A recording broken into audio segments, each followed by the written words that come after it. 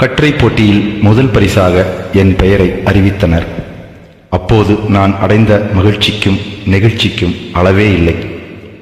அத்தனை சடுதியில், அதாவது அவசரத்தில், மனத்தவிப்புடன் எழுதிய நான் முதல் பரிசு பெற்றதில் உள்ளத்தால் மிகவும் நெகிழ்ந்தேன். நண்பர்கள் உணவு கூட உண்ணவில்லை. இனிப்பும் தேநீரும் தந்தனர்.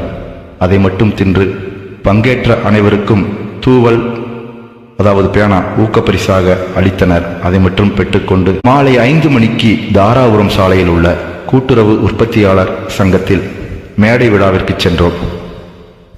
அங்கு நவீன ராமாயணம், மாயாசால காட்சிகள் என்று கலை நிகழ்ச்சிகள் பல நடைபெற்ற பிறகு 7 மணிக்கு அப்போதைய சட்டமன்ற உறுப்பினர் திரு மணிவாசகம் அவர்கள் வந்தார்.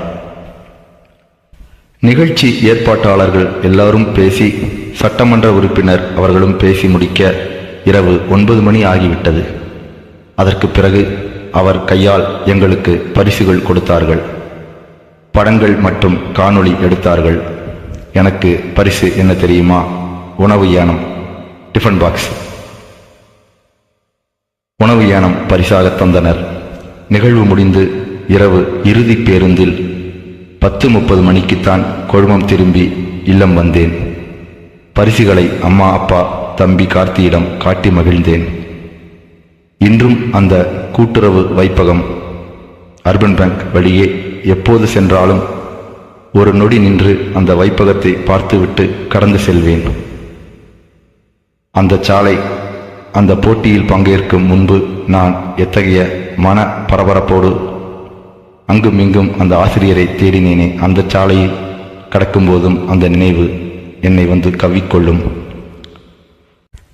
18/11/1993 அன்று தொடங்கிய என் எழுத்துச் செலவு பயணம், அன்று தொடங்கிய என் எழுத்துச் செலவு இன்றும் தொடர்ந்து கொண்டிருந்தாலும், முதலில் பங்கேற்ற அந்த கட்டுரை போட்டியும் அதில் பெற்ற பரிசும் நீங்கா நினைவுகளாக இன்னும் என் நெஞ்சில் மனம் வீசிக்கொண்டிருக்கின்றன.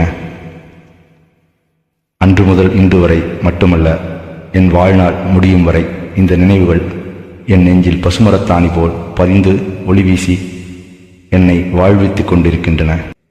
அந்த நினைவில், அந்த நிகழ்வில், கட்டுரை போட்டியில் நான் பெற்ற சான்றிதழைத்தான் இந்த காணொளி வழியே நான் பதிவிட்டுள்ளேன். மீண்டும் அடுத்த என்னுடைய மலரும் நினைவுகளில் சந்திக்கின்றேன். நன்றி. கொழுமம் ஆதி என்கின்ற திருமுருகன்.